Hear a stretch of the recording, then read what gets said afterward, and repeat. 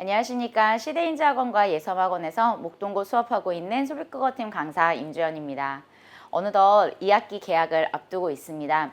목동고 1학년 학생들이 학교에 첫 입학해서 첫 학기를 보내면서 많이 힘들었을 겁니다. 시험도 많이 어려웠고 국어 공부하는데 이렇게까지 힘을 쏟아야 하나라는 생각이 많이 들었을 것 같습니다.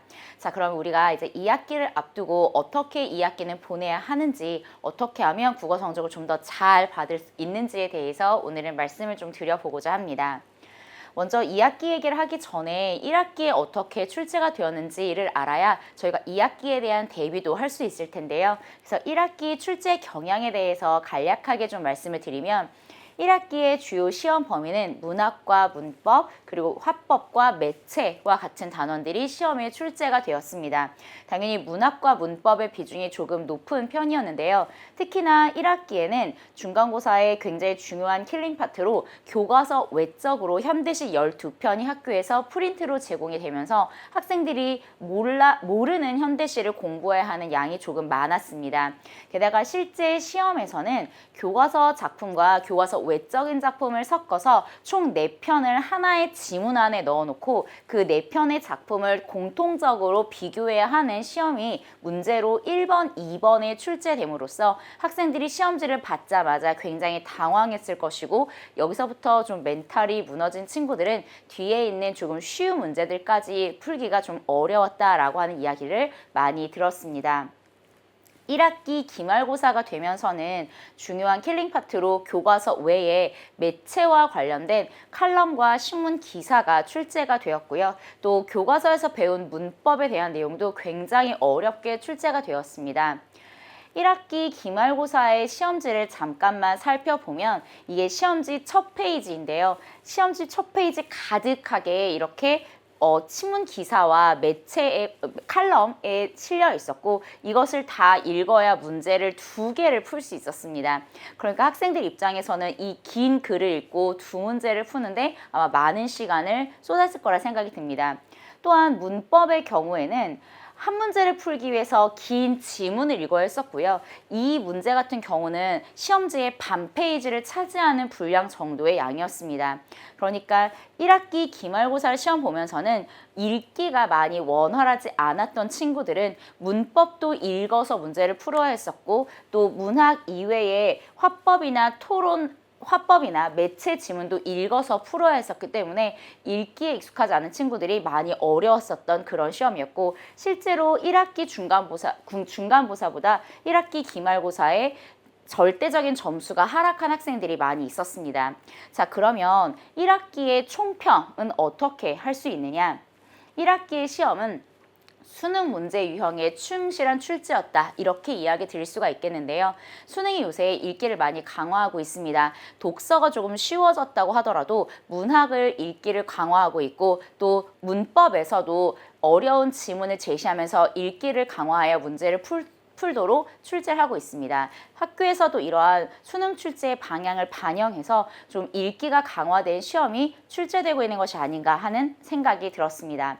자, 그럼 우리가 2학기에는 어떤 범위를 공부하고 어떻게 준비해야 하는지도 함께 살펴보도록 하겠습니다. 2학기 내신의 핵심은 고전 문학과 고전 문법입니다.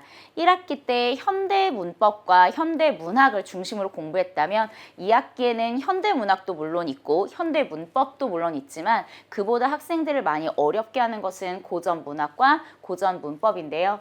4단원부터 10단원까지의 단원들 중에 4개에서 5개 단원 정도가 시험이 포함될 것이라고 생각을 하고 있고요. 이 중에서 4단원과 6단원 그리고 7단원의 일부가 중간고사에 그리고 7단원과 8단원, 10단원이 기말고사에 출제될 것으로 보고 있습니다.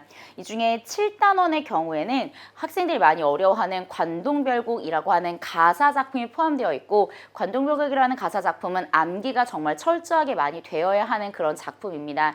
고전문학이라서 읽는 것 자체도 많이 어렵고 의미도 알기 어려운데요. 그 의미를 정확하게 알아야 문제를 풀 수 있는 방향으로 출제가 되었었고요. 그리고 8단원 같은 경우는 고전 문법에 해당하는 단원인데 이 고전 문법 단원은 현대 문법이 어느 정도 기반이 다져져 있어야 고전 문법을 이해할 수가 있습니다. 그래서 고전 문법은 공부하는 데 있어서 현대 문법에 대한 이해가 많이 좀 요구가 되는, 그래서 문법의 전반적인 사항을 모두 알고 있어야 하는 그런 단원이라 역시 기말고사에서 고전 문법을 공부하면서 학생들이 많이 어려움을 겪고 있습니다. 이러한 단원들을 철저하게 공부하기 위해서는 역시 암기가 필요한 부분이기 때문에 반복이 많이 중요한데요. 제가 1차, 2차, 3차 여러 차례의 테스트제를 통해서 학생들이 암기를 확실하게 하고 갈 수 있도록 그렇게 교재나 자료들을 준비해 놓고 있습니다.